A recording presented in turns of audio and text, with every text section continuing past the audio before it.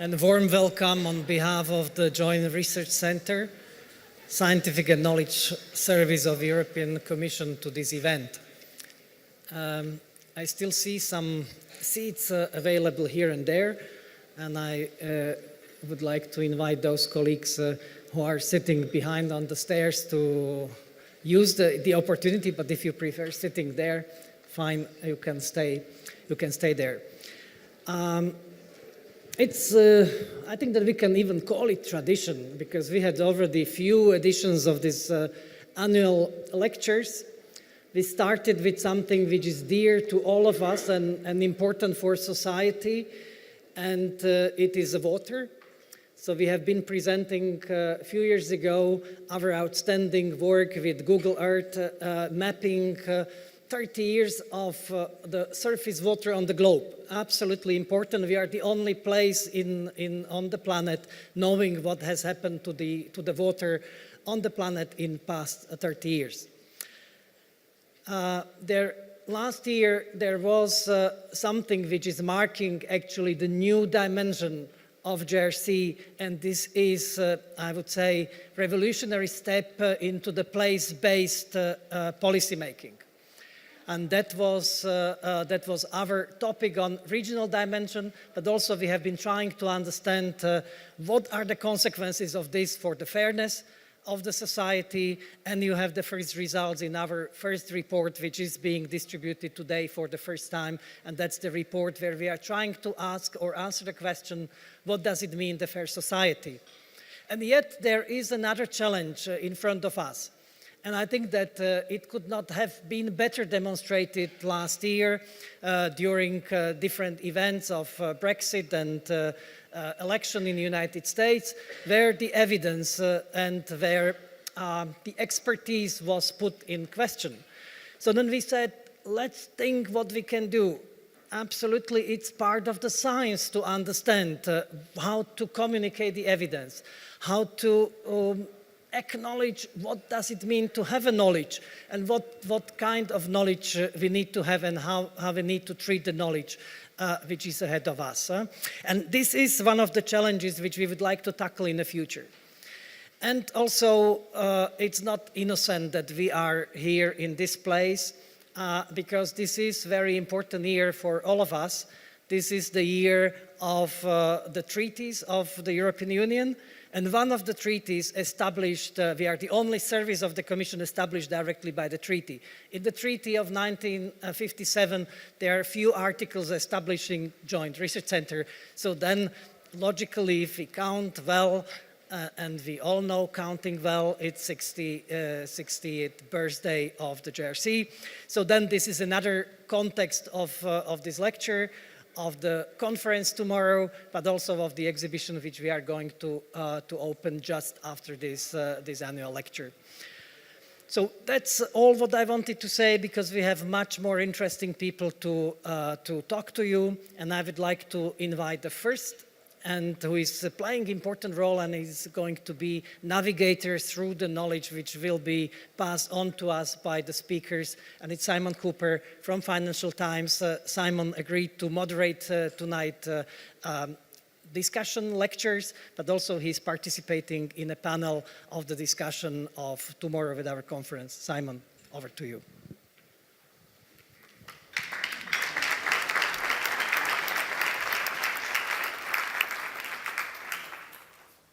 Thank you very much. Well, it's an honor to be here and an honor to introduce Professor Stephen Sloman, who is what he calls a computationally oriented cognitive scientist. He studies how people think and how we reason about the world. And he's a professor at Brown University in the US, and he's also editor-in-chief of the journal Cognition.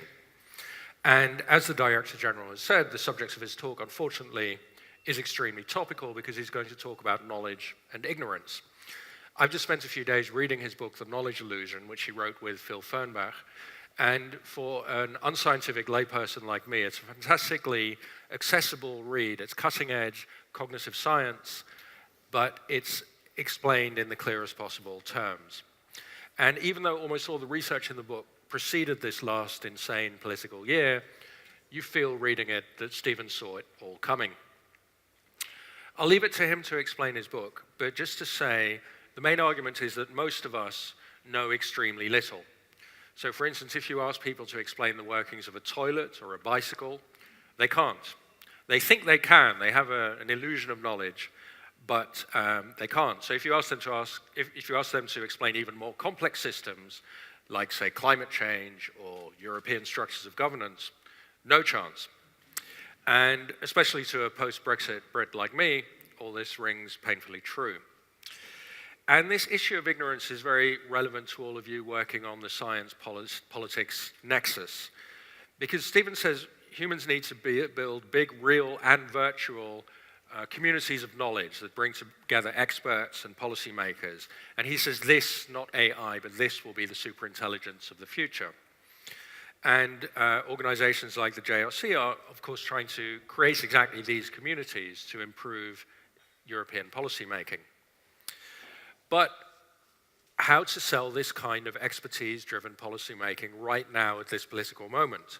Because whenever any politician or official dares to say it's worth listening to experts, the common sense of ordinary people is not in itself alone to solve every conceivable problem, then you get this howl of you're just an out-of-touch elitist, look how experts got the financial crisis wrong, you should all just shut up and let ordinary people make decisions. And this was best phrased by the British anti-European politician Michael Gove during the referendum when he said, people in this country have had enough of experts. So how can we communicate about science and evidence-based policymaking given all this ignorance? How can we encourage people to accept facts and expertise? Well, Stephen will talk first, and then afterwards Ian Volbracht will respond. Ian started at the Commission in 2000, and he's now at the JRC in ISPRA. And he's also co-author of the Karmic Curve, which is a book about surviving big organizations with small children. And at the JRC, he's leading a team of researchers on another related, very topical subject, big data, psycho-targeting, and the future of democracy. And I've been lucky enough to be involved in some of the work which Ian will present here. And he's especially going to focus on how we can spread the insights from Stephen's book more widely, including on social media. How to reach people who continue to believe in fake news even after it has been shown to be fake. So these are the problems of our time. Welcome, first of all, to Professor Sloman.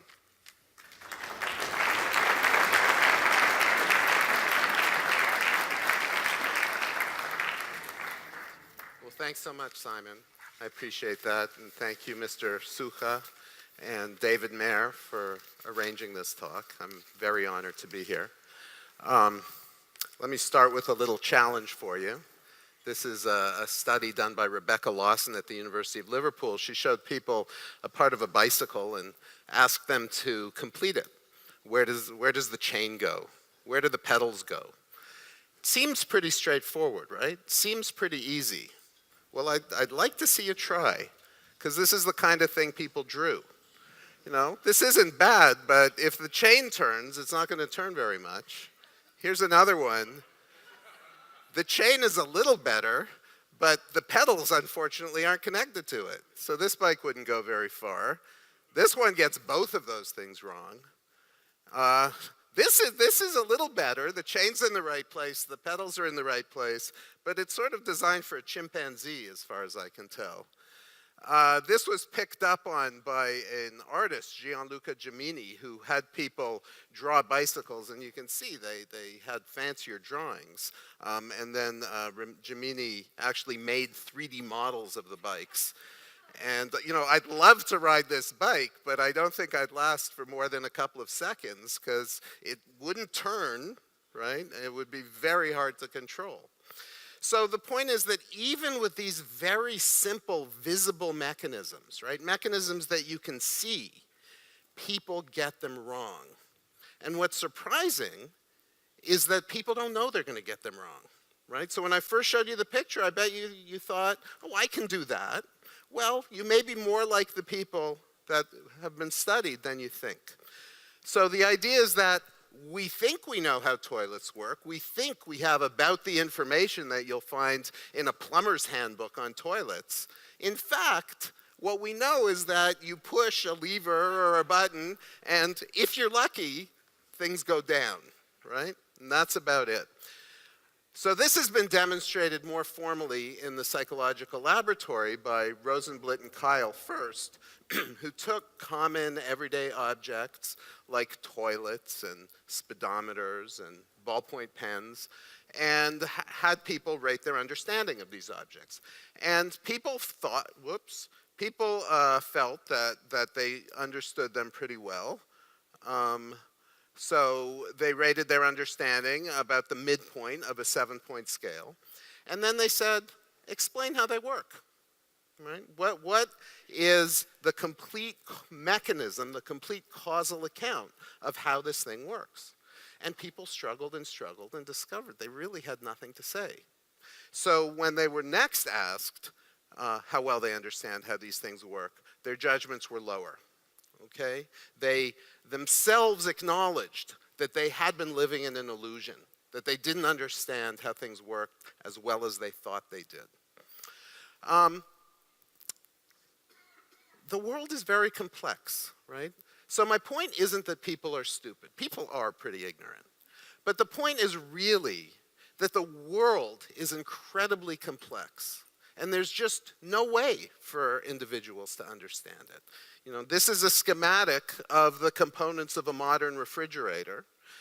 There are a lot of them, right? It would be really hard to put all those together mentally. And even the lowly ballpoint pen, to fully understand the ballpoint pen would require that you understand fluid dynamics. To understand how the ink moves, you'd have to be an expert on material sciences. You'd have to understand hand kinematics. You should understand the economy to know why they're so popular. There's an incredible amount of complexity associated with even the simplest things. Okay.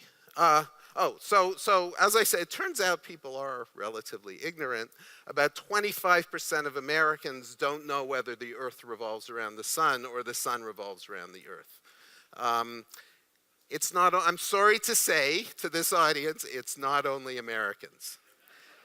And it's not only modern times. It's not that the modern educational system is such a failure. In fact, in 1943, only 25% of college freshmen, these are college freshmen, people going to college, who knew that Abraham Lincoln was president during the Civil War, which is a fact I suspect most of you know, although we might be surprised by how many people don't, right? So, the world is complex, people are ignorant, so why are we in this situation that we're in today politically? If people are so ignorant, you would think that they wouldn't feel so confident about their political view, and we wouldn't see the heated debates and the emotionality of current political discourse. We wouldn't feel the kind of resentment that we all feel, that most people feel, excuse me, in the modern era, the very modern era. And the answer is that it turns out people who are more ignorant actually have more confidence in their political opinions than people who are more knowledgeable, right? I like to say it's taken me decades to learn how little I know. And this has been pointed out by Maurice Switzer, for one. And the fact that this lack of understanding, this lack of knowledge, can lead to great polarization, to extremism, was observed by Bertrand Russell, about 100 years ago or so. The whole problem with the world is that fools and fanatics are always so certain of themselves, and wiser people so full of doubts. So we decided to take this observation to the laboratory and essentially run an experiment similar to Rosenblit and Kyle's, but in the political domain.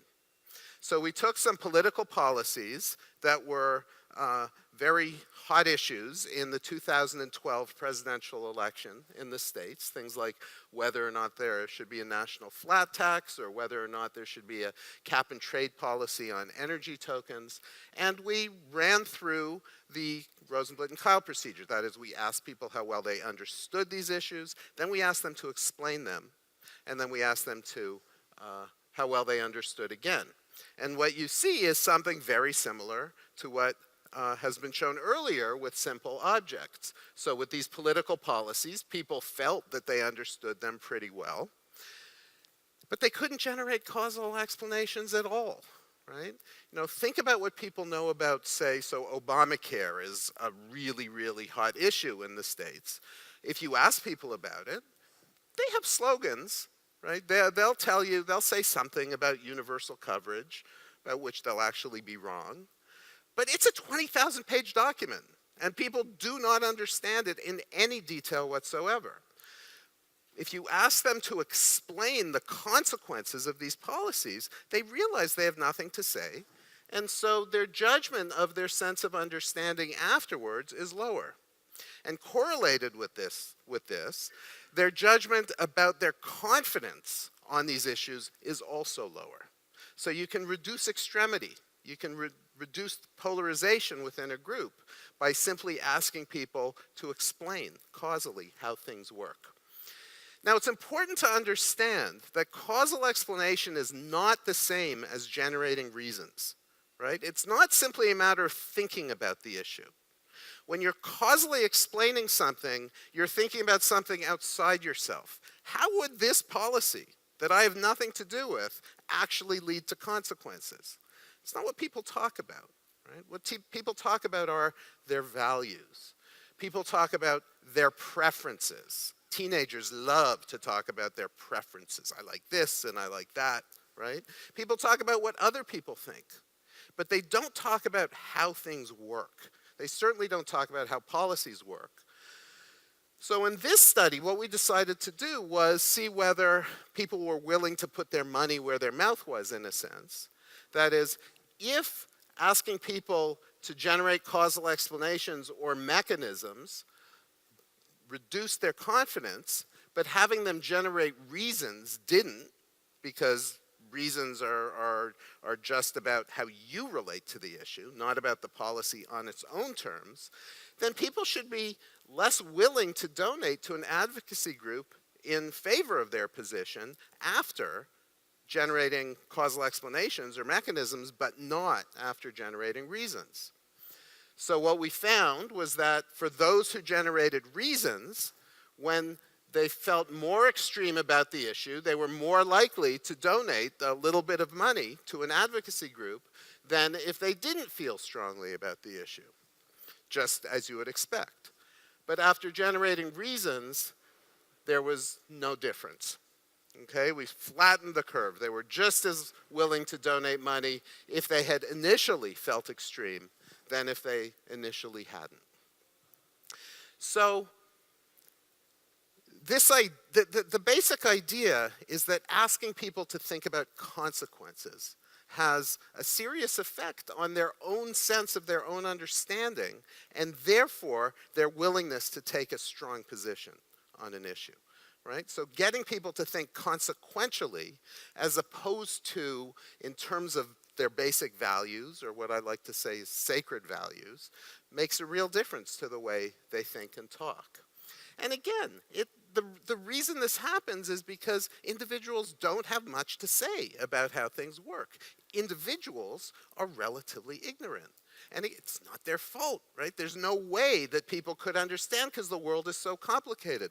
Last time I looked, the crisis in Syria involved at least 150 interest groups, right? Think about all the possible interactions, all the mutual interests and animosities that are going to exist among 150 interest groups. Dropping a bomb is not going to help. The US Congress is planning to revise the tax code sometime in the next week or two. It's over 74,000 pages, right? Good luck to them. And then if you think about the natural world, that's where real complexity is. The amount of interactions that you see in the natural world is just unbelievable. And you can't expect people to understand things anywhere near this sort of complexity, right? Because people aren't storage devices. There's, if you think about a thumb drive that you could buy for about 10 euros maybe, these days it can hold a few 100,000 copies of our book, right? Which is about 16 times the amount that the brain can hold can store, according to analysis by a cognitive scientist named Thomas Landauer. In fact, he estimated that the human brain the capacity of the human brain is about 1 gigabyte, which is 1/300th of the laptop, the smallest laptop that you have in your bag beside you. So we're not made to hold tons of information. Now, it's important to note that everything I've said so far depends on the policies that we're talking about being policies in which attitudes are formed by an analysis of the consequences of those policies, right? Causal explanation has to matter in order for the effects I'm talking about to occur. Not all issues are like that, right? So for instance, abortion in general is not like that. People's position on abortion generally is independent of the consequences that they perceive, right? People who are against abortion think it's a matter of murder, and people who support it think that it's a matter of freedom of choice. These aren't causal explanations, these are sacred values. So for an issue like that, I wouldn't expect to find the kind of effect we find, because causal explanation is not going to influence people's attitude, and indeed it doesn't. And I certainly, appreciate the importance of sacred values. I think we can all agree that we shouldn't walk around punching each other in the face, right? And that's a rule to live by. So consequentialism isn't all there is to life, but it's important to understand what's determining people's values. And indeed, you can see in the political world that this distinction makes a difference. The mullahs of Iran, when they wanted to start a nuclear arms program, there's some evidence that the first thing they did was try to convince the people of Iran that autonomy was a sacred value that would be realized by having a nuclear arms program. And I believe that the change in perception of gay marriage in the States, which has been drastic over the past 10 years, is strongly correlated with a change in the nature of the discourse, right? So when Obama came into office, the discourse about gay marriage was about sacred values. But the discourse has changed, and now people, especially conservatives, are more likely to talk about the consequences of the policy. And correlated with that has been a change in minds. And indeed, we've run a little experiment to show this. This is recent work. So we took a few issues. Lion hunting is a really good example of this, where we showed people a page that was mocked up to look like a page of Reddit, which is a website in which people ask questions and have debates. And we told them that here was a Reddit page that had a couple of arguments about lion hunting, and the arguments happened to be about the values, right? So hunting for sport is fair to the extent that it allows people and animals to compete using their unique strengths. So the pro lion hunting values position has to do with what you think about the value of life. And similarly, there's an argument against lion hunting that concerns the value of animal life. I think I got those reversed, actually. In contrast, some people saw arguments that were about consequences, right? So one said, well, if we allow lion hunting, then we can make money that we can actually use to conserve lions in the future. And there was another argument on the other side that concerned the consequences of lion hunting. And what we found was that after giving the values-based arguments, people had a stronger sense of understanding the issue and the mechanism of lion hunting, of policies related to lion hunting, than after reading the consequentialist arguments. Similarly, people thought that the issue was more tractable if they had read the consequentialist arguments than if they read the values-based arguments. And indeed, attitudes changed more with the values-based arguments than the consequentialist arguments. right? So thinking in terms of consequences, in a sense, opens people up, gives them common ground, gives them something to talk about, and presumably makes them aware that it's a complex issue and they don't understand all the ramifications. So some obvious policy implications. One is be humble, right? The person that you're talking to, you think they don't know what they're talking about, and you're right, they don't know what they're talking about. But you don't know what you're talking about either, right? That is, the world is complex no matter how you look at it. And that's true whether we're thought leaders or whether we're the citizenry. And then the second implication so far is that we should focus on consequences if our desire is to reduce the temperature, is to increase discourse and make it easier for people to get along and come to worthwhile, effective conclusions. So the next question is, why? Why do people live in this illusion of knowledge? Right? Why do we think we understand things better than we do? And the basic answer I'd like to propose is that we fail to distinguish the knowledge in our own heads from the knowledge in other people's heads. Right? We live in a community of knowledge. It's not really important that I know what I know. The important thing is that I know how to access the knowledge that's relevant to me. And that knowledge may not all be in my head, isn't all in my head. I actually depend on my body, I depend on the world, but more than anything, I depend on other people. And nowadays, we depend on the internet, of course, constantly. So the idea is that we each have a very narrow area of specialty, right? There are things we know, but it's narrow, it's constrained. But when you put the areas of specialty of everybody together, there's a division of cognitive labor, and there's a lot of knowledge. And hence, we do amazing things, right? Like have conferences to discuss issues of science and policy, and build computers, and send people to the moon, etc. So there's all kinds of evidence that this is the right way to think about cognition, to think about thought. Right? The fundamental idea is that thought is not a process that goes on inside the head, right? Thought is a process that goes on among people. We're natural collaborators. That's the way to think about human cognition. So one piece of evidence for this is called the curse of knowledge. Any behavioral economist would recognize that term. And the curse of knowledge is when you know something and therefore believe other people know it. Right? It's sort of the converse of the knowledge illusion. In the knowledge illusion, other people know things, and therefore I think I know it.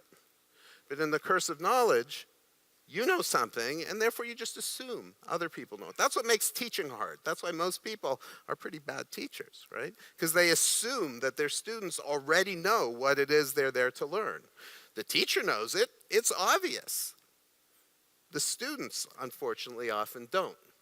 And indeed, there's data that the internet makes us feel smarter for similar reasons. Give people access to Google, and they rate their own knowledge as higher and rate the likelihood that they can answer other questions as higher, even when they know they're not going to have access to the internet. And there's also evidence that the way we explain things, explanations are often really, really simple. Right, and not very informative. If you explain someone's behavior by saying they're a fascist, what are you really saying? There's not all that much information there. These kinds of explanations work if and only if you believe there's a community out there that can define the term for you. And that's what Babak Hameshan's work shows. The other thing, hold on a sec, the other thing about the community of knowledge is that it requires cognitive processes that are really, really hard to come by. In fact, you only find them in people. You don't find them in other animals. That's what Mike Tomasello has argued. You certainly don't find them in machines. And here's an example of the critical thing that allows the community of knowledge. Go ahead. Oh, This guy doesn't know the mother and baby sitting in the corner. They've never met before.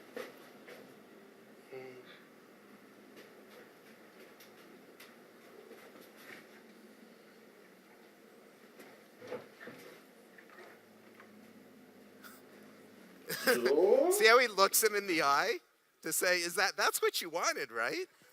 That's an amazing thing that baby just did. 2 or 3 years old. He was able to read the mind of that man just by virtue of his attempts to perform an action.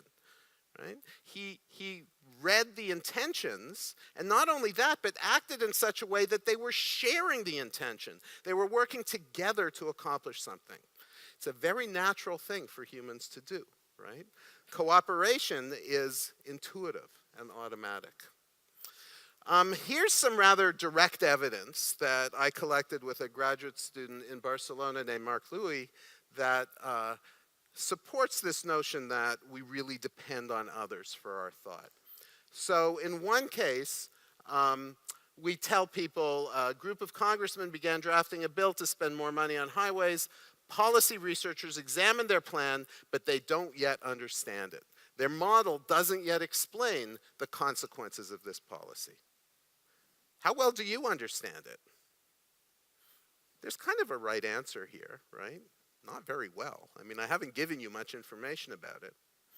Another group told exactly the same thing, a group of congressmen drafting a bill to spend more money on highways.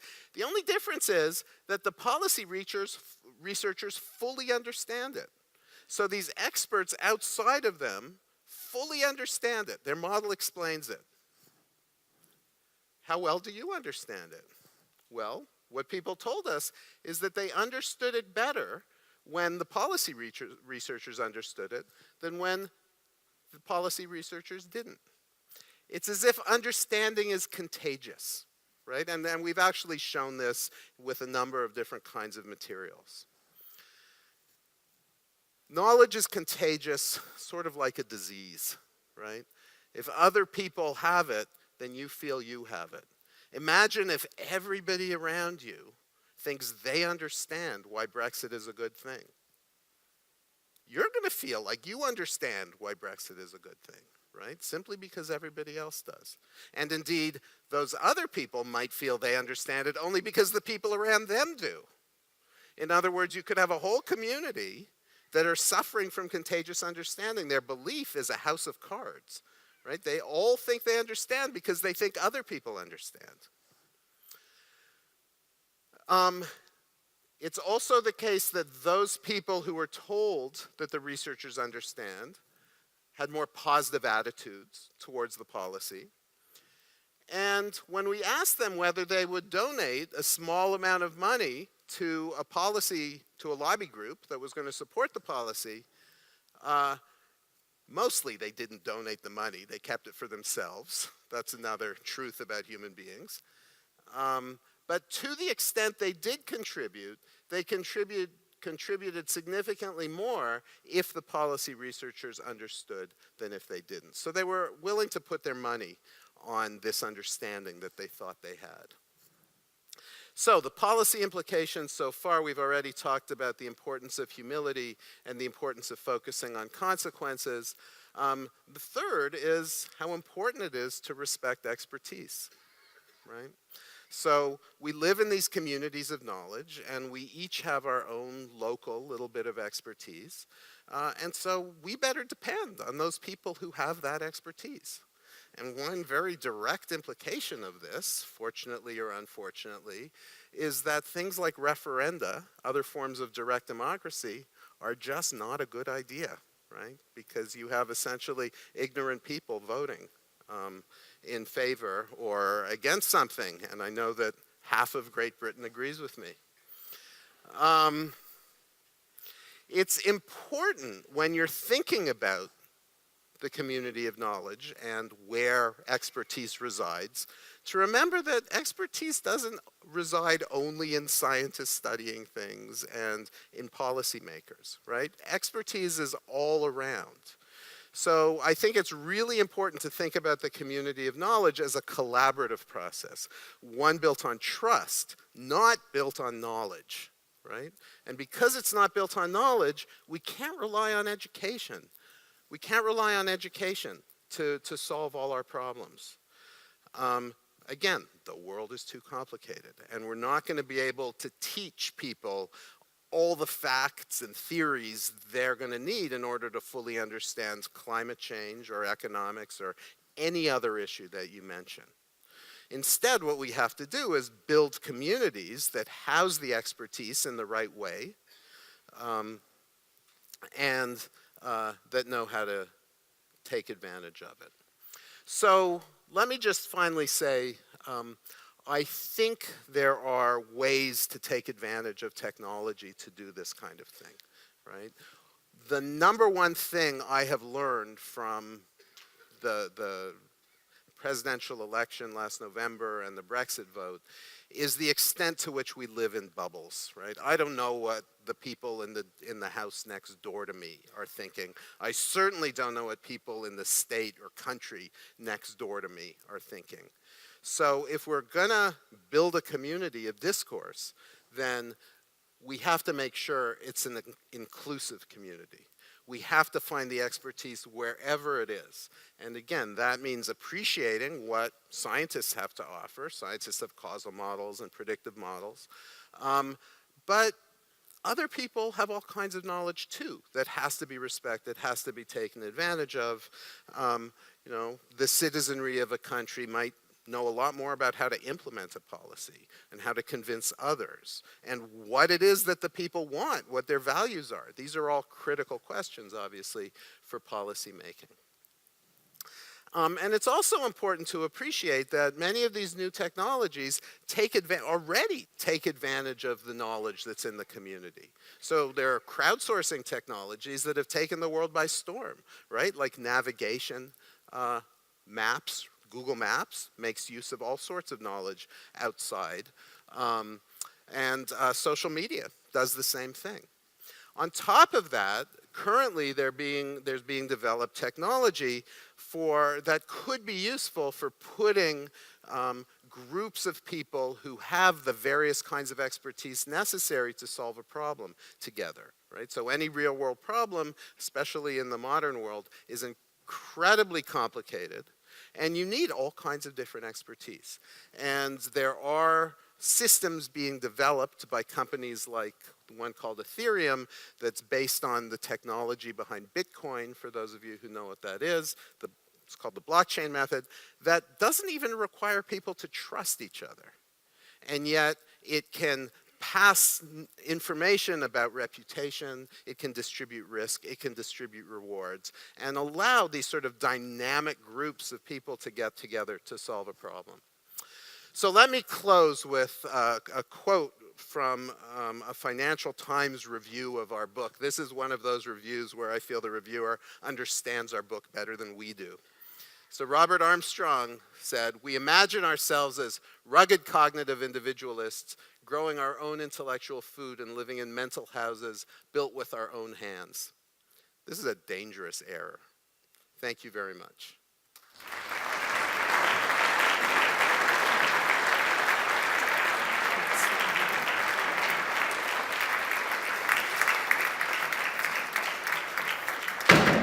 Whoops. Okay, so is the mic working okay? Well, first of all, I want to say thank you very much to our Director General, Vladimir, for the kind introduction, and also to Simon, with whom we had the privilege to work over the past few months. Before I start, I want to say that it's a real honor for me to present with a brilliant scientist, but I hope at least that the JRC on this project that I've been leading, we've had the humility to listen to his advice. So there are many colleagues, some of them in this room, who worked on this project. There are others, Simon from the journalistic side, but others from media and so on. And I think we did represent a community of knowledge. We tried to, and we did have, you know, a common purpose, shared intentionality in the language of the book. I have to say, the honor is slightly mitigated by the fact that becoming known as an expert on ignorance is somewhat double-edged. But another thing that I've learned from Stephen's book is that one thing I promise I won't do is try to explain how a toilet works. Look, I've been given a kind of impossible task, in the sense that there's so much in Stephen's book that it's really not possible in the sort of 9 minutes or so that I have remaining to comment on it. So I'm just going to make one very general comment on the book, which one of the things I'm very interested in and work a lot on is visual communication. So this is my visual communication for what we at the JRC think about Stephen's book. And the reason for that, and when I was reading it, and we had a bit of email exchange before preparing, or in the course of preparing this evening's event, was what it chimed with me. His book was this quote from Confucius: "To know what you know and what you do not know, that is true knowledge." And some people fire back, but that was Donald Rumsfeld who thought of that. But, I'm pretty sure that Confucius predates Rumsfeld by about 2,500 years. So I think I'm pretty sure I've got to the source of that quote. Look, this is a policy audience. I have more of a policy background. I can't possibly hope to compete. I wouldn't even try with the intellectual level of the book. But, if I would try to present this in policy briefing terms, the issue is clear. We live with a knowledge illusion. The question is clear. Can we foster this awareness, and if so, how? And the tentative answer from the bureaucracy is, it looks a bit tricky. And the reason for that is you have to be a very, very brave civil servant to argue or have any confidence in the idea that you can really awaken self-knowledge of relative ignorance of individuals. And this is where I make the link, 2 points to work that we've been doing within the JRC. Simon, one of the things that we learned from him within our community of knowledge, he has this great quote. So Simon's written a lot on populism in the last few months. Populist politicians provide revenge fantasies for the disaffected against the cultural elite. Note, cultural elite. And when he says that, he means all the people in this room. At least I hope he does. He's nodding, so I haven't completely misunderstood at least. And that's a big issue because Stephen also talked a lot about Brexit and Trump. The project that at Vlado's instigation I've been leading in the past few months was all about what on earth did Trump, or more to the point, Trump's people, actually do on social media. Simon wrote a couple of articles in June. We have a lecture on the JRC YouTube, so the Science Hub site, which goes into all of that. I can't possibly do it now. But if you want it in sort of t-shirt terms, we in the Commission traditionally speak to the conscious mind, or in the language of cognitive science, system 2. So the brain system, which if I asked you to do 48 multiplied by 77, very slowly in my case, and quite quickly with most of my JRC colleagues, brings you to the answer. But a very large amount of human decision making, necessarily, just like the kid who opened the door, that child does not open a door in the same way that a robot opens a door. A robot needs to make a calculation of the distance, assess the terrain, then estimate what angle it needs to bring its arm out, and so on. That's absolutely not how the heuristic mind of the child opens a door. So I'm just going to present 2 thoughts that I've presented to a number of audiences around the Commission and Brussels on how we might try to spread some of the ideas that Stephen wrote about in his book. And the first one comes from what the Trump campaign really did on social media. It's almost certain that I can say, it was the Trump plus Muscovite campaign. There's a really fantastic piece in today's, I couldn't have timed it better, Washington Post, which begins to really get under the skin of quite how much advertising was being driven by other sources. But in terms of what was actually done, you just need to remember 3 words: target, test, and remessage. So what Facebook allows you to do is incredibly precise demographic and also regional targeting. So I think Simon wrote about it in one of his articles. He said, look, if you want to target gun lovers in Pittsburgh, that's just not a problem on Facebook. If you then want to subdivide male-female gun lovers, Pittsburgh was a swing state. You might also want to target somewhere in the north of England in a Brexit case. Then you can subdivide your audience in all sorts of ways. As a scientist, worryingly, that looks very, very close to a randomized controlled trial. You have an enormous population. The number of users of Facebook is now well over 2 billion. But even in the case of gun lovers in Pittsburgh, it's, sadly probably, in the several thousands. And that's a sample size on which, economists feel comfortable to start doing some statistical analysis. I can't go into all of it now, I haven't got the time, but the one key message for trying to spread ideas like Simon's and many of the rational ideas of the brain that we and colleagues in the Commission and the JRC in particular try to spread is that we have no excuse anymore for not knowing our audience at a much more granular level. It is now possible, simply by monitoring what's going on Twitter or social media, to know what wine growers in Bordeaux are discussing, or what, the shipbuilders, if that business is still up and running in Gdansk, are discussing. And so you should calibrate your messages to the language of those people. It's not something that we traditionally have done within the Commission, but it's something that social media allows us to do in a way that we simply couldn't before. So we don't any longer have an excuse for not knowing what the vectors for passing messages could be, at the very least. I'm not for a minute saying any of this is easy. And the second then draws on the point that Stephen was making in the book and just now about the idea of talking about consequences rather than talking about sacred values. And there's another cognitive scientist, social psychologist really, in the States, a guy called Jonathan Haidt, who's also somebody who I think is very influential in this field. And he would present, I think, similar arguments, but in terms of awakening the right values. That sounds abstract, so let me give you one example, and then I'll conclude. Stephen mentioned Obamacare. If you ask purely emotionally linguistically what Americans think about Obamacare, for Democrats it's very easy. I like Obama, I care about people, so I like Obamacare. If you do the same test for Republicans, it's slightly more subtle. If you ask the question directly, what do you think about Obamacare, then you get the tribal answer, so what our colleague David Mayer will often call the backfire effect. The tribal answer is, I don't like Obama, so I don't like Obamacare. But it's not the case, I'm willing to risk saying, that no Republican cares about anybody at all. That would be, even in Europe, I think, a little bit arrogant.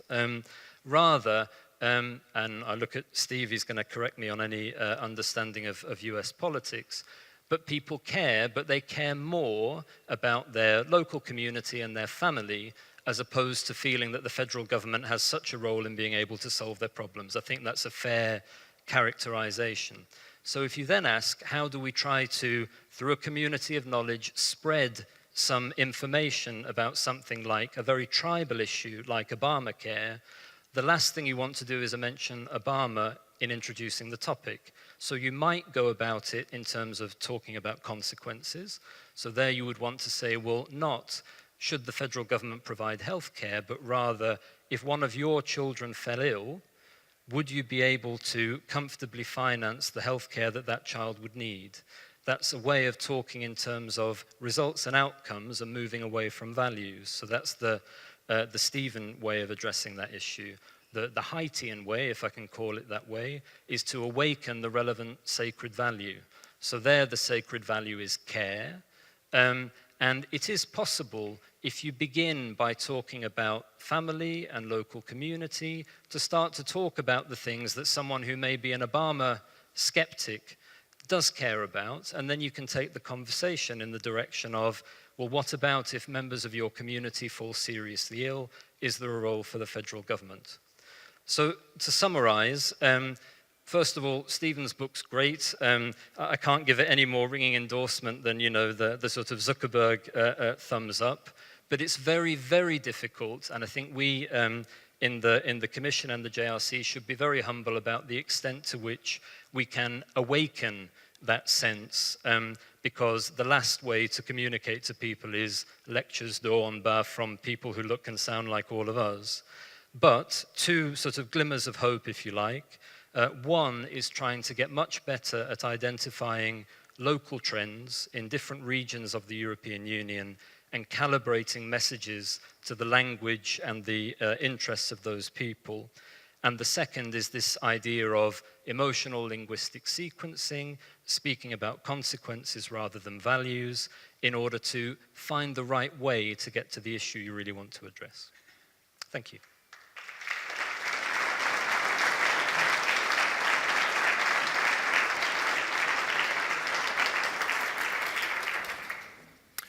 Thanks, Ian. We have time for one question, so let's make it count for Steve before we all go to the exhibition over there.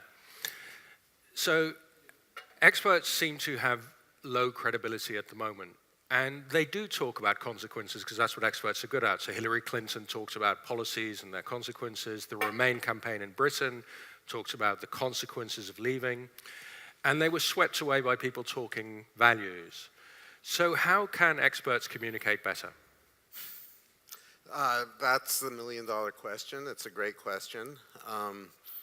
I should, for full disclosure, tell you that when we ran these experiments on consequences versus values, we did run several experiments in which we tried to get people to open their minds. So we asked them either about consequences or reasons, and then we did things like ask, would you now like to read more about this topic? Right? And invariably, the answer was no. Right? I mean, you've just shown me I'm stupid, and I don't want to talk to you anymore. So you really have to walk a very fine line between getting people to understand how little they do understand and that their attitudes really have no foundation, and making them feel good about themselves and making them feel like you care about them, right? That's the difficult line to walk. That's the problem with just saying, look, here's what I understand about the mechanism, right? Now I've informed you, and some people are going to treat that as condescension. So there's a lot of research to be done still. Show that we care. Well, thank you very much to excellent speakers. Lovely audience, and I ask you all to proceed over there to that side where there's an exhibition you should all see. Thank you very much, everyone. Thanks, Steve. Thanks, Ian.